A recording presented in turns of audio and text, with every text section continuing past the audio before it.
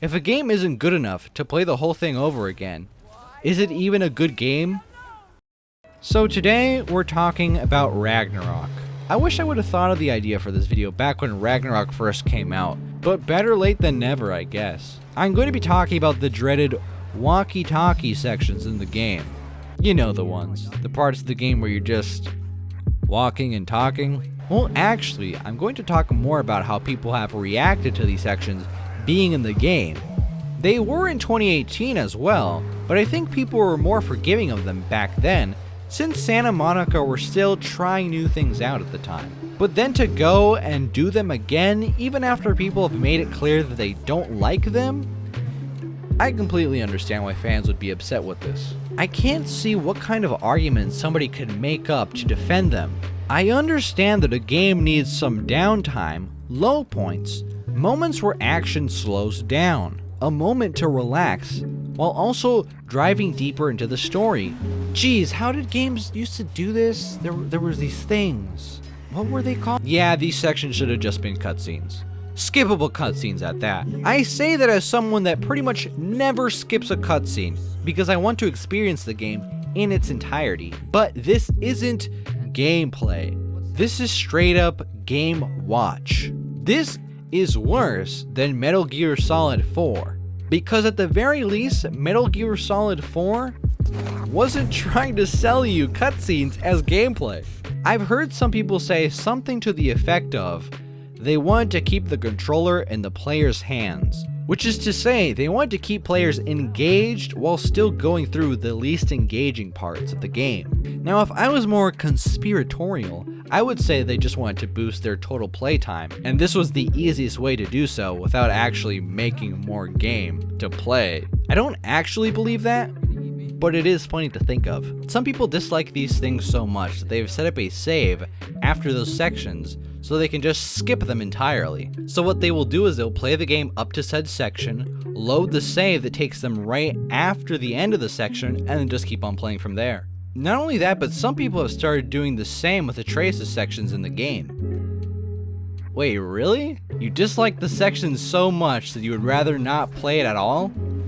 To be clear, I'm not talking about this. I'm talking about this. Yeah, actual gameplay.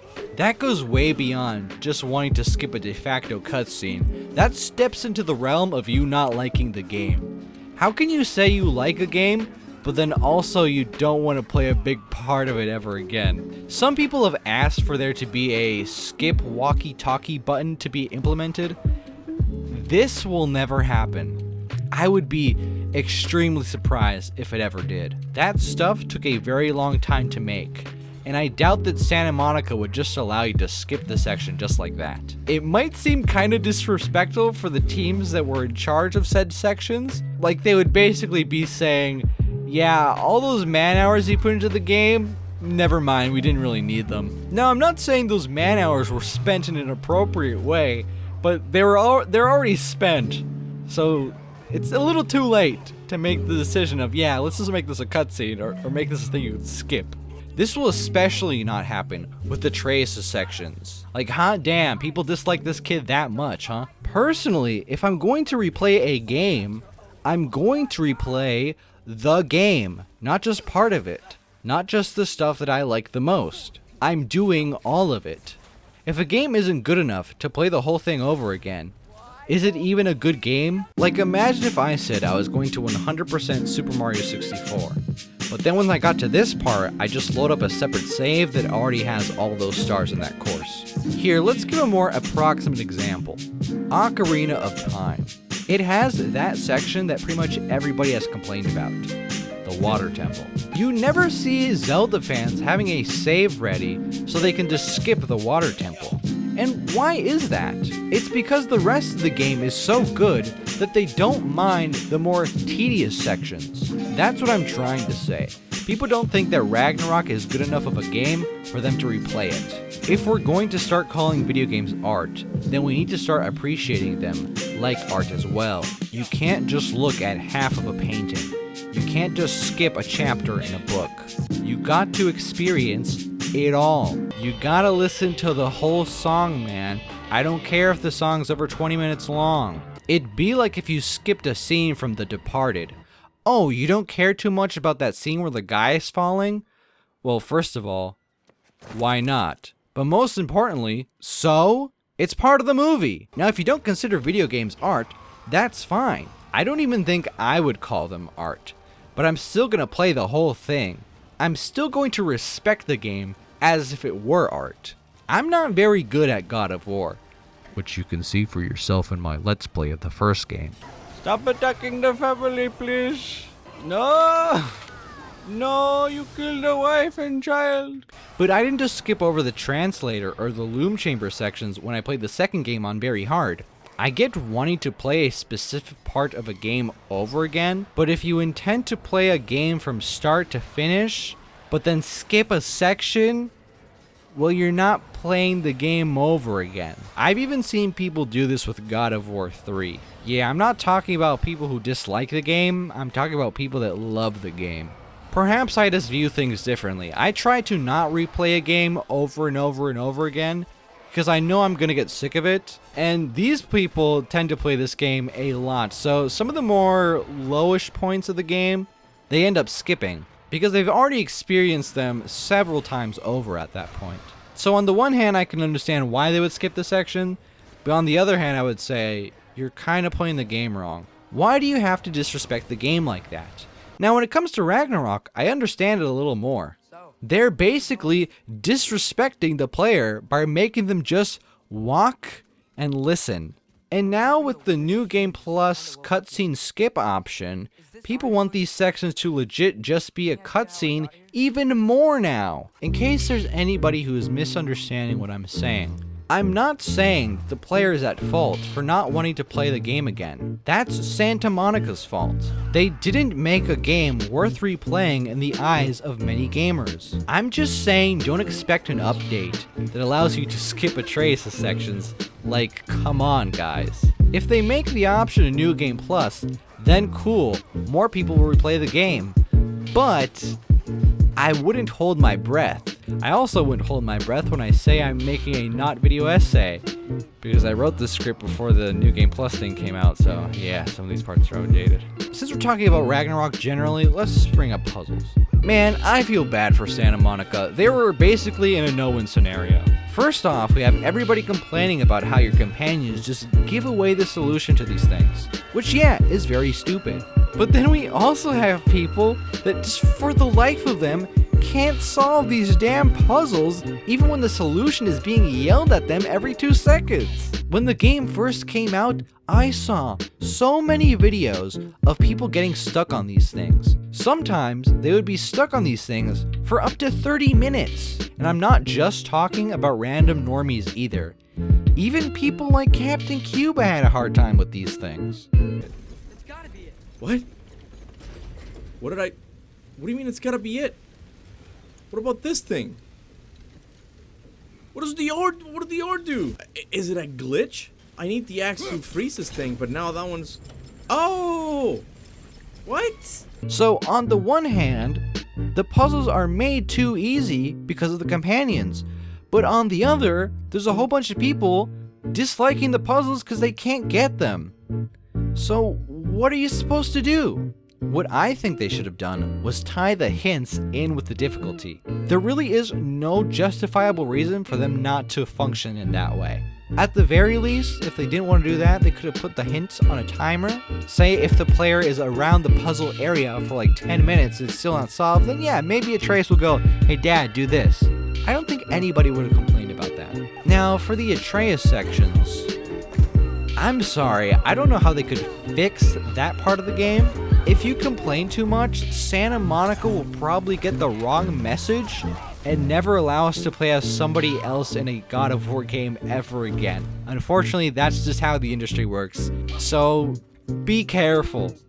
Be careful what you quote-unquote wish for. You know, because it's a monkey's paw. We're getting something else that we wanted, that we didn't want. So I took 80 years to make this video. And in those 80 years, they released the New Game Plus update, which is something that should have been in the game from the start. But at least the update came relatively quickly. It got some people interested in the game again. I don't know if this update is enough to say that the game has enough replay value now, but I know of at least one person on the internet that probably wouldn't agree. Extreme Gameplays. Extreme Gameplays, aka Zesty, is an up-and-coming God of War YouTuber who focuses on the combat of the original games. And the 2 new ones, obviously. Zesty started a live stream series playing the game on New Game Plus.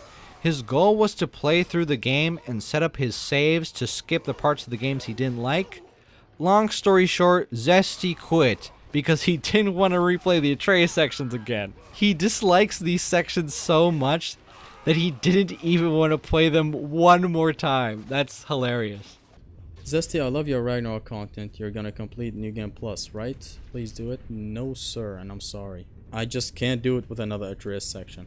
Not throwing any shade on my man Zesty. I don't want people to misunderstand. I just think that's very funny because that would be the last time that he would ever need to play them. Because after he sets up those saves, like I mentioned before, he can just skip them entirely. But he just couldn't do it. Now I know that is just one example, and perhaps somebody could say, well, the man is just too impatient. But I think this illustrates what a lot of people feel. God of War is this man's favorite franchise. He doesn't blindly hate the newer games. He has praised them for things he thinks are worthy of praise and criticized things he thinks are worthy of criticism. My point is, he is not the type of person to just dismiss these games out of hand. And although he is just one guy, he is gaining larger prominence within the community and has a decently large audience watching him, in which a lot of people agree with him. Hey, you guys should watch this video. I'm in it, and it's a Zesty video. Ain't that crazy?